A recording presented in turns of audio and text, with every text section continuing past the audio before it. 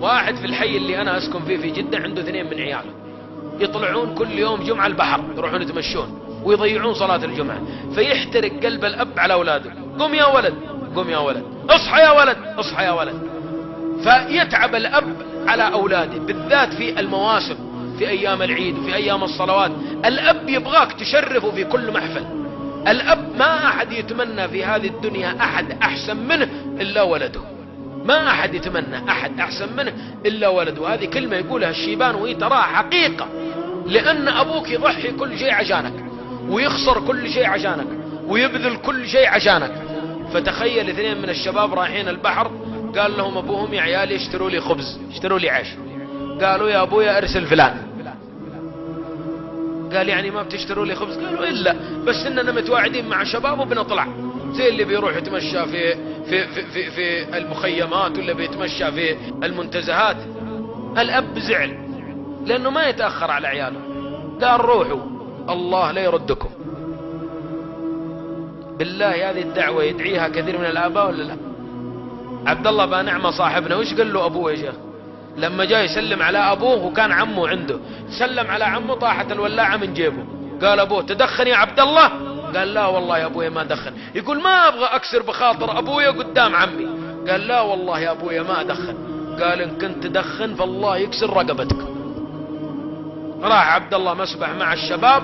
الآن عبد الله 23 سنة مشلول، ما يتحرك منه شيء. إذا كان قاعد معي في محاضرة يقول لي تكفى يا وليد اطرد الباعوضة عن وجهي، ما يقدر يطرد الباعوضة. وإذا جاته حكة، مرة كنت أنا وياه في أبها عندنا محاضرة، فكان اللي ولد عمه دائم يشله ويحطه، راح يشتري أغراض، فصار ينادي عبد الله يا وليد يا وليد. جيت قلت ايش عندك؟ قال تعال حكني في وجهي. ما يقدر يحك وجهه. عبد الله عنده التلفون ما يقدر يضغط الزر الأخضر بيده. وانت في صحة وفي عافية، فاطلب من الله سبحانه وتعالى الإعانة، واطلب الله سبحانه وتعالى الهداية، واطلب الله الجنة. الشباب 2 قال أبوهم الله لا يردكم. راحوا غرق الأول والثاني كان يلعب ورقة. قالوا يا فلان قم أخوك غرق. راح ينقذ أخوه غرق معه. والله جابوهم جنازة 2 يحملون على أكتاف الرجال بدعوة أبوه عليه. انتبه انتبه، تطلع من البيت أبوك يدعي عليك. انتبه تطلع من البيت أمك تدعي عليك. والله ما تلقى التوفيق في الدنيا ولا الآخرة. محمد بن المنكدر يقول بت ليلة أغمز أقدام أمي، وبات أخي يقوم الليل، أخوه يقوم الليل وهو يغمز رجل أمه.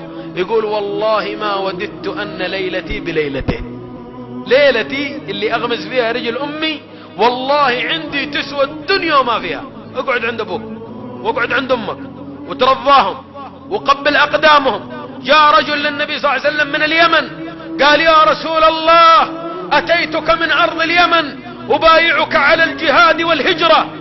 وش أعلى من درجة الجهاد؟ وش أعلى من درجة الهجرة في سبيل الله؟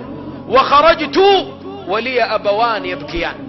قال النبي صلى الله عليه وسلم ارجع إليهما من اليمن، من المدينة إلى اليمن.